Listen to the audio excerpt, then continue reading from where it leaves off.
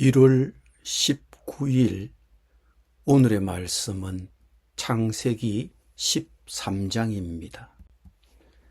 아브라함이 애굽에서 그와 그의 아내와 모든 소유와 롯과 함께 네겝으로 올라가니 아브라함에게 가축과 은과 금이 풍부하였더라.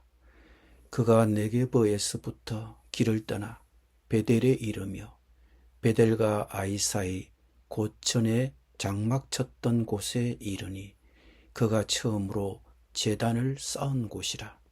그가 거기서 여호와의 이름을 불렀더라. 아브라함의 일행 롯도 양과 소와 장막이 있으므로 그 땅이 그들이 동거하기에 넉넉하지 못하였으니 이는 그들의 소유가 많아서 동거할 수 없었음이니라. 그러므로 아브라함의 가축의 목자와 롯의 가축의 목자가 서로 다투고 또 가나안 사람과 브리스 사람도 그 땅에 거주하였는지라. 아브라함이 롯에게 이르되 우리는 한 친족이라 나나 너나 내 목자나 네 목자나 서로 다투게 하지 말자. 내 앞에 온 땅이 있지 아니하냐. 나를 떠나가라. 네가 좌하면 나는 우하고 네가 우하면 나는 좌하리라. 이에 롯이 눈을 들어 요단 지역을 바라본 적 소알까지 온 땅에 물이 넉넉하니 여호와께서 소돔과 고모라를 멸하시기 전이었으므로 여호와의 동산 같고 애굽 땅과 같았더라. 그러므로 롯이 요단 온 지역을 택하고 동으로 옮기니 그들이 서로 떠난지라. 아브라함은 가나안 땅에 거주하였고 롯은 그 지역의 도시들에 머무르며 그 장막을 옮겨 소돔까지 이르렀더라. 소돔 사람은 여호와 앞에 악하며 큰 죄인이었더라. 롯이 아브라함을 떠난 후에 여호와께서 아브라함에게 이르시되 너는 눈을 들어 너 있는 곳에서 북쪽과 남쪽 그리고 동쪽과 서쪽을 바라보라. 보이는 땅을 내가 너와 네 자손에게 주리니 영원히 이르리라. 내가 네 자손이 땅의 티끌 같게 하리니 사람이 땅의 티끌을 능히 셀 수 있을진데 네 자손도 세리라. 너는 일어나 그 땅을 종과 횡으로 두루 다녀 보라. 내가 그것을 네게 주리라. 이에 아브라함이 장막을 옮겨 헤브론에 있는 마므레 상수리 숲풀에 이르러 거주하며 거기서 여호와를 위하여 제단을 쌓았더라. 아멘.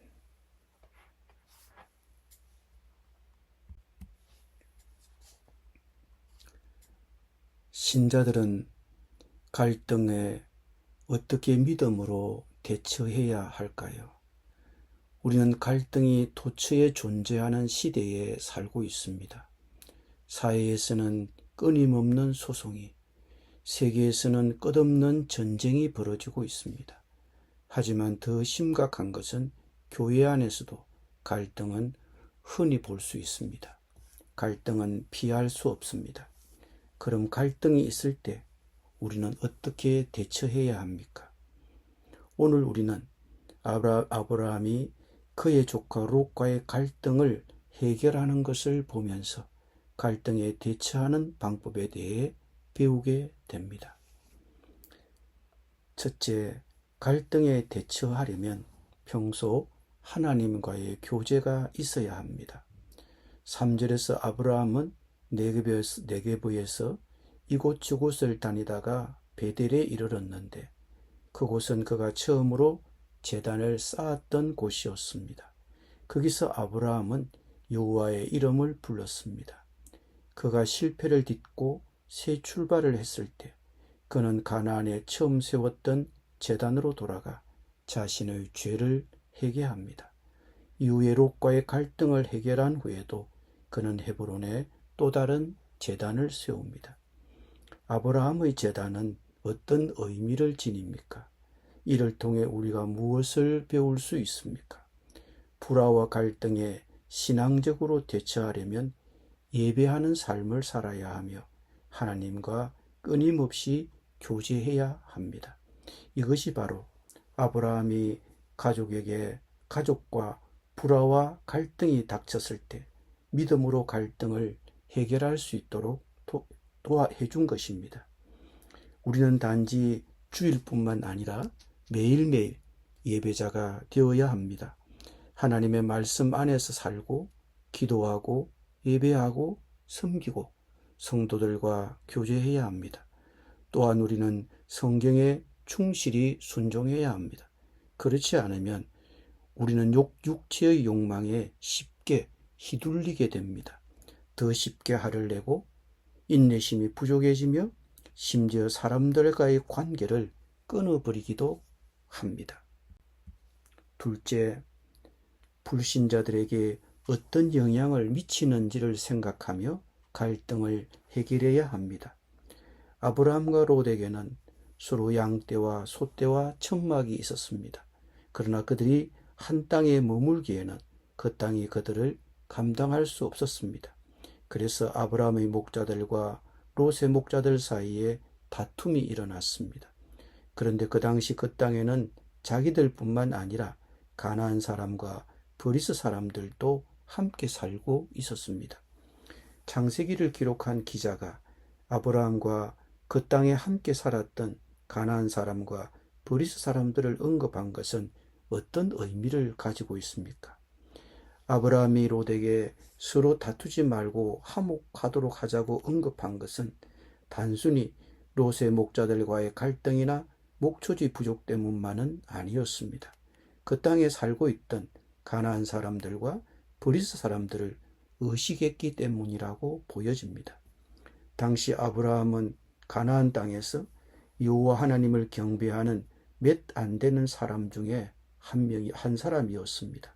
아니, 그와 함께한 가족이 유일했을지도 모릅니다. 바벨탑 사건 당시 세상 사람들의 대다수는 이미 하나님께 반역하고 있었습니다. 아브라함이 가나안에 왔을 때 그는 그 땅의 이교도들에게 증거하기 위해 유일하신 하나님에게 제단을 쌓기 시작했습니다.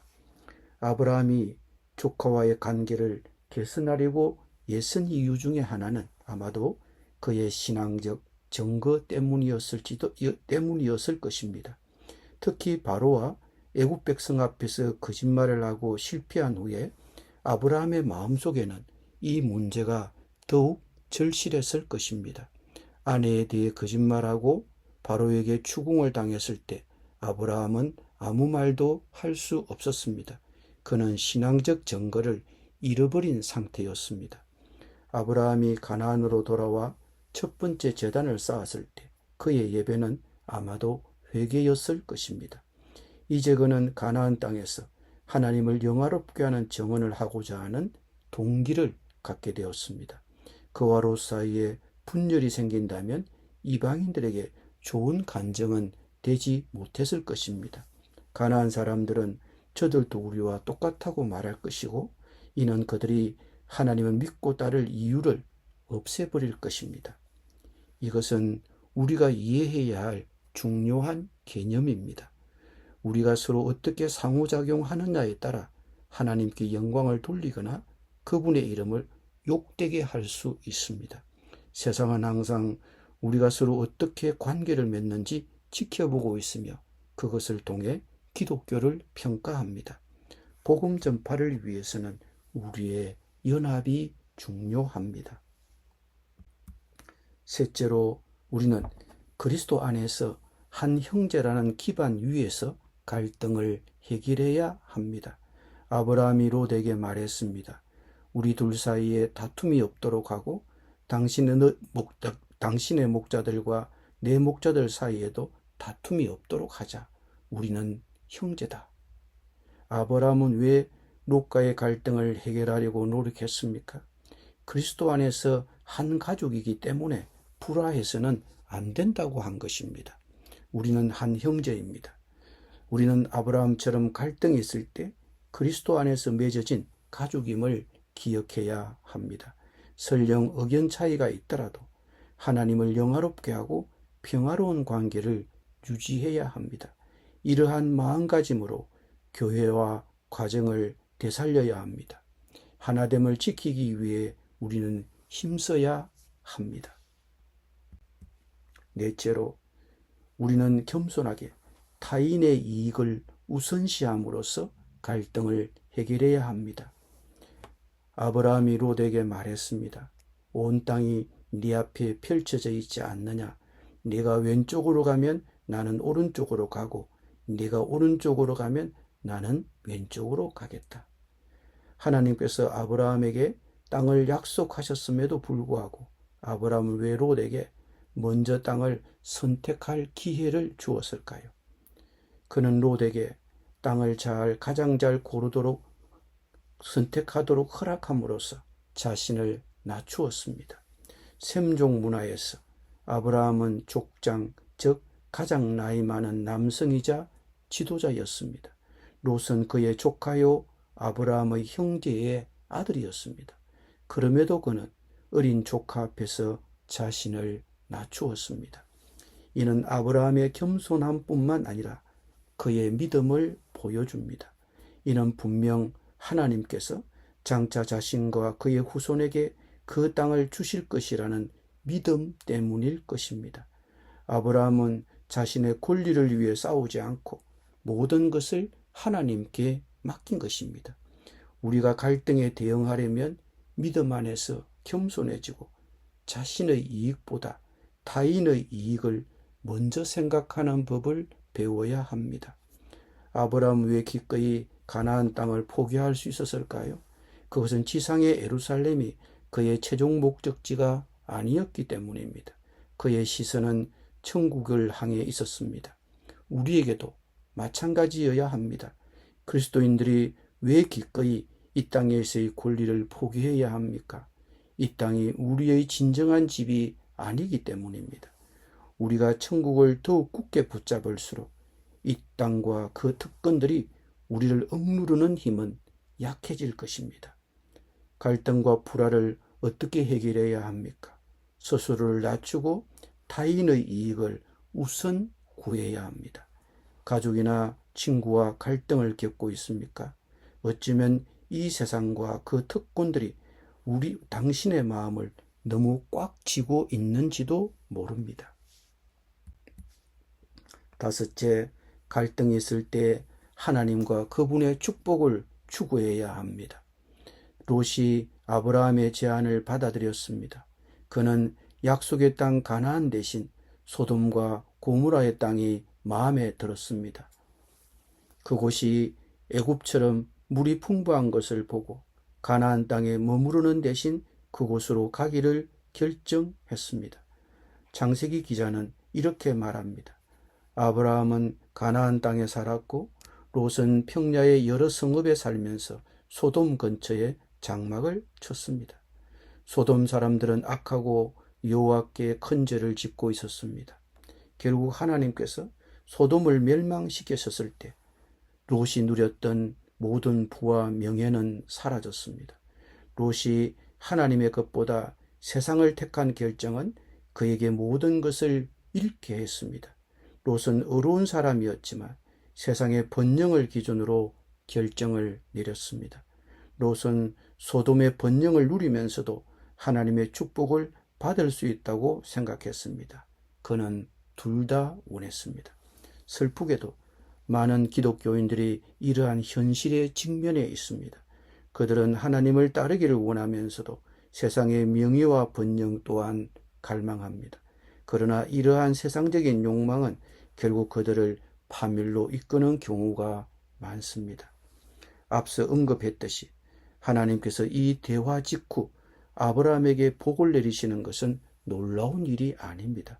롯이 눈을 들어 소돔의 번영을 택하자 하나님은 아브라함에게 눈을 들어 동서남북을 바라보게 하시고 그 땅을 그와 그의 자손에게 주겠다고 약속하셨습니다. 그의 자손은 바닷가의 모래알처럼 많아질 것이라고 하셨습니다. 하나님은 아브라함이 갈등을 잘 해결한 것에 기뻐하시며 그를 축복하시고 그와의 언약을 다시금 확인해 주셨습니다. 그렇다면 이 부분에서 우리는 무엇을 배울 수 있습니까? 우리가 신앙으로 대응하려면 세상의 번영이 아니라 하나님의 축복을 구해야 한다는 것입니다. 형제간에 갈등이 생길 때 어떻게 대처해야 합니까? 갈등에 대처하려면 평소 하나님과의 교제가 있어야 합니다. 불신자들에게 어떤 영향을 미치는지를 생각하며 갈등을 해결해야 합니다. 우리는 그리스도 안에서 한 형제라는 기반 위에서 갈등을 해결해야 합니다. 우리는 겸손하게 타인의 이익을 우선함으로써 갈등을 해결해야 합니다. 갈등이 있을 때 하나님과 그분의 축복을 추구해야 합니다. 기도드립니다. 주님, 저희가 걸어야 할 올바른 길을 잘 분별할 수 있도록 도와주옵소서. 특히 형제와의 갈등이 있을 때 신앙적인 자세로 대처하게 하시고 항상 주님의 뜻을 구하여 주님의 인도하심이 저희를 풍성한 결실을 맺게 인도하여 주옵소서. 예수님의 이름으로 기도드립니다. 아멘.